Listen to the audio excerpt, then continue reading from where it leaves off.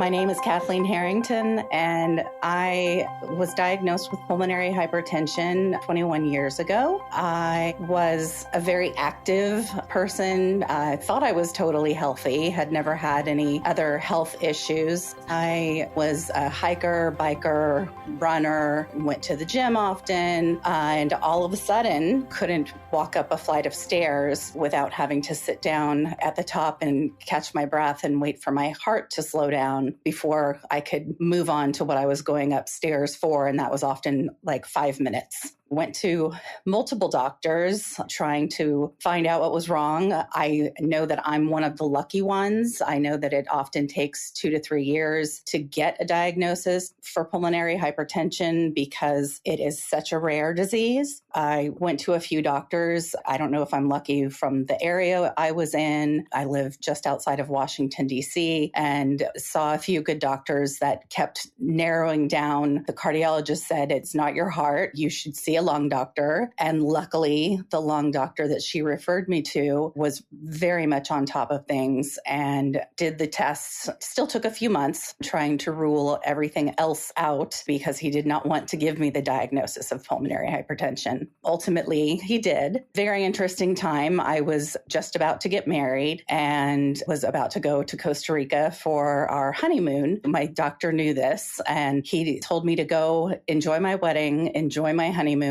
and he would do the final testing when I came back. I'm glad that he waited a couple more weeks to diagnose me. So we went to Costa Rica. I did as much hiking as possible, definitely more limited on what I was able to do. Hills and stairs were the hardest, but had a great time and came back. That doctor's name is Eric Libre. He's just amazing. He was very positive and helpful. And I'm so grateful that he is the one that diagnosed me because I've heard so many horror stories. Doctors that tell their patients, you have 3 to 5 years left to live. Dr. Libre actually told me that there was new medications coming out. This was back in 2005. Lots of research being done, clinical trials, all kinds of things. They'd caught this early. He said I probably had 15 to 20 years to go until I would need a lung transplant. Considering I had just gotten married and couldn't wait to start a family, it was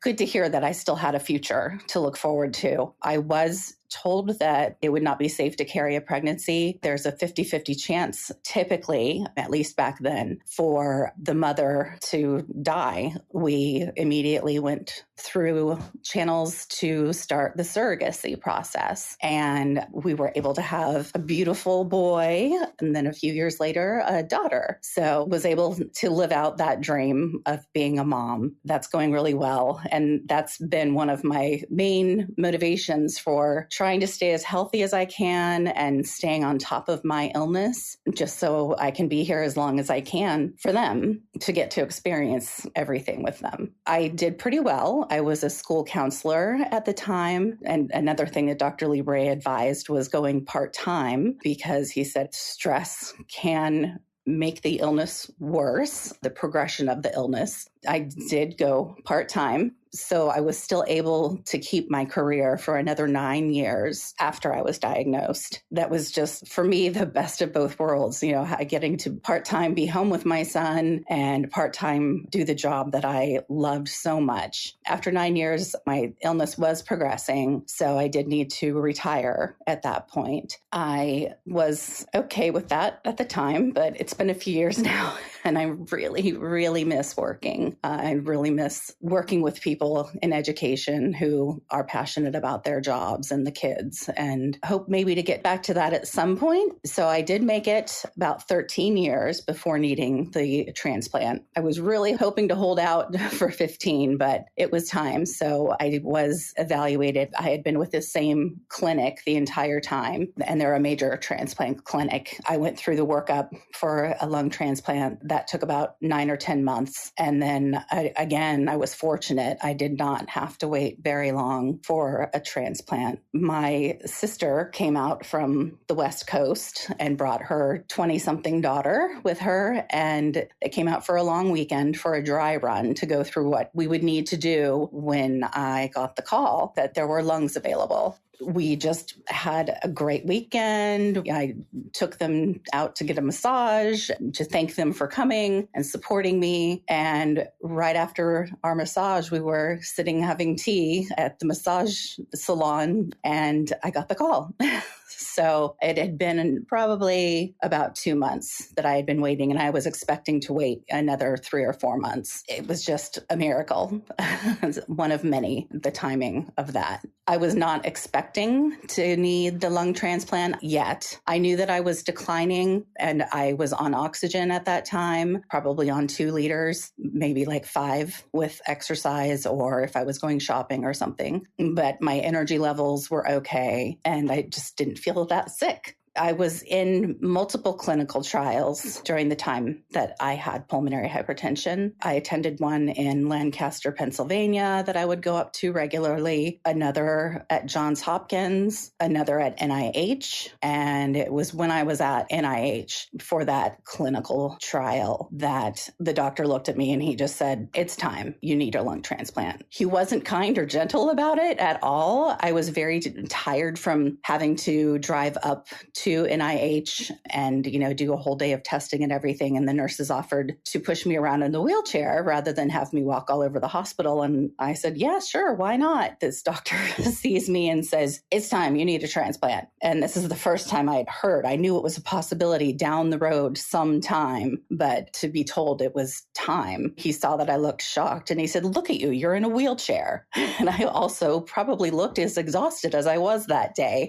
So that was shocking.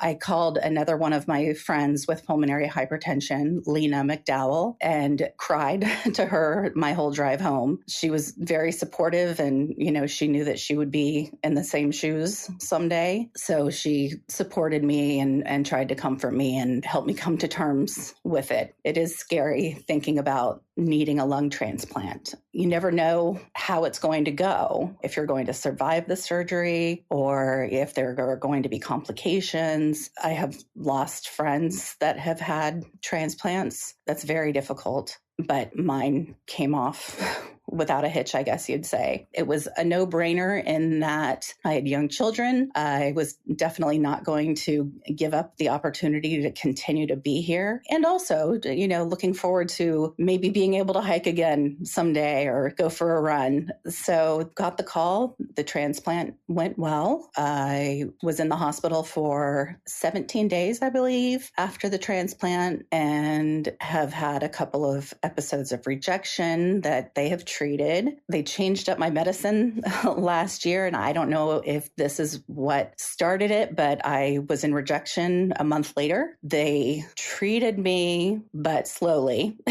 They definitely didn't seem to be on top of it. I had to keep contacting them, okay, I've finished this course, of treatments. Are we going to do a CT scan or a chest x-ray or something to see how my lungs are doing? It was a year-long process, and I have been in a clinical trial for treatment of lung allograft. I guess they would call it CLAD. Can't remember exactly what that stands for, but it's a type of lung rejection. I've been in a clinical trial for that since August. I'm stable now. I have been for months. I'm at 70% lung function, whereas before I was at like 95%. So I still feel a little short of breath all the time and kick myself for moving into a 2-story house after my lung transplant. I was just so optimistic. I miss my 1-story house that we moved into after I was diagnosed with pulmonary hypertension. I'm incredibly grateful to be here. I think most patients with pulmonary hypertension get to know their bodies really well and know which signs to look out for. There were no signs that I was in rejection last year, but I got on a plane to Arizona for the holidays to visit family and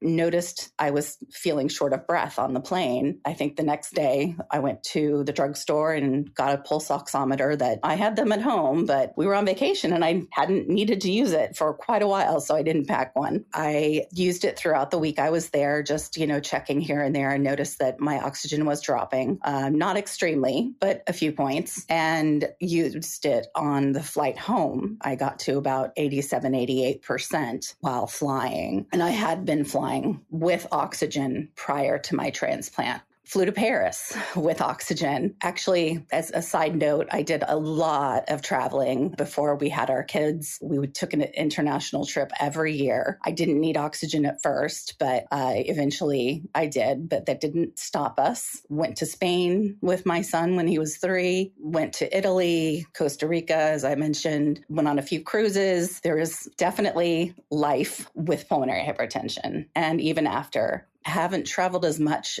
post-transplant, but mostly that's because of COVID. Didn't go anywhere for a couple of years because of COVID, and have flown back to California to visit family a few times, but get sick pretty much every time I fly, even though I wear a mask. It really has to be worth it for me to get on an airplane right now. And I'm planning something now, just not sure exactly where, but we're definitely going somewhere international this summer. Now we have kids' school schedules to work around. That makes it a little bit harder, especially with a high schooler. They can't miss a day. Stresses them out. Since I'm not working in education, I've become a certified yoga instructor for kids yoga, and I haven't been working at that for a few years, but I still maintain my practice and hope as soon as my youngest is a little bit older, I can start doing that, even if it's as just a volunteer basis. One of the downsides with the lung transplant is the prednisone that you have to be on forever. One of the main treatments for rejection is very high doses of prednisone. And that has given me some health issues. But one of the things that I've had since about a year after transplant is chronic fatigue. That makes it hard to do things like volunteer. My schedule is very unpredictable. My main focus right now is taking care of my kids. Yeah. So again, when my daughter's a little bit older, I really hope to get into that. And I miss being a counselor. So maybe volunteering for people with chronic illness, definitely running support groups or something, just so I can get back into the other things that are important to me. As I look back at the beginning of being diagnosed, I had never heard of pulmonary hypertension. My husband had never heard of pulmonary hypertension. Pretty much no one I knew had. However, around that same time, one of my coworkers brought to work a magazine. I want to say it was Vogue. A very famous pulmonary hypertension patient, Charity Tillman Dick, had been interviewed in the magazine. She was an opera singer and an amazing human being. I was fortunate to meet her. So reading about that right at the diagnosis and having her in that magazine so I could share with my friends and family, here's this article and you can read about it a little bit. And my coworker and friend was so kind to bring that in and share that with me. It made it a little less scary for me, seeing just how amazing Charity was. It was scary, but I've always been a fighter. I lost my mom when I was very young. She unfortunately died of brain cancer. So I just fought to survive and have the best life possible without having her here. She was an amazing person. So when I got my diagnosis, it was just another obstacle to overcome for me. And I had overcome many up to that point, putting myself through undergrad and grad school to become a school counselor because I love kids and I've always wanted to help them in any way possible. It was just, okay, how do we deal with this? What do we do about this? And that's why I say my doctor's attitude had such a positive impact. Here I am 21 years later.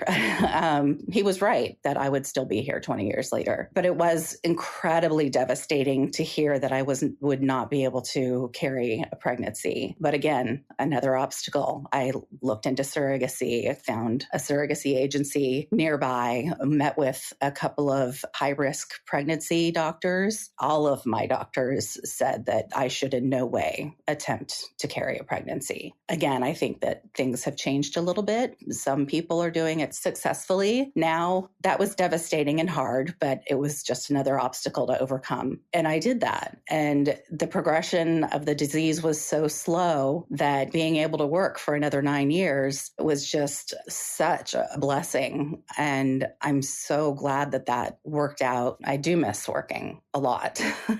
But again, I'll figure something out. I think I'm naively optimistic, but just always choose to believe that the best thing is going to happen and what's supposed to happen is going to happen. And with the pulmonary hypertension, I always knew that if it got too bad, that there was always the opportunity of having a lung transplant. Once you've had the lung transplant, and that being like the last thing that you can do, it becomes scarier. Having it out there that, okay, I don't need one now. I might need one at some point, but we'll deal with that when that comes. When I got the transplant, I was surprised afterwards, thinking how, wow, that's it. My doctors have said that I would be a candidate for a second transplant if needed. They were talking about that last year when I was in rejection. I would do it because of my kids, but the medications for transplant have made me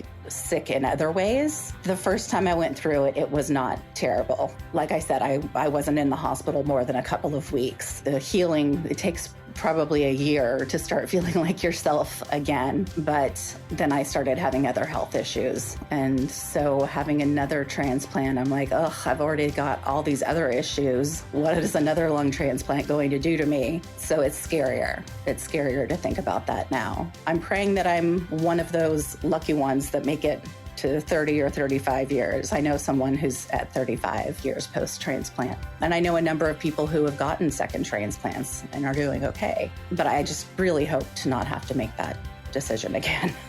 My name is Cathleen Harrington, and I'm aware that I'm rare.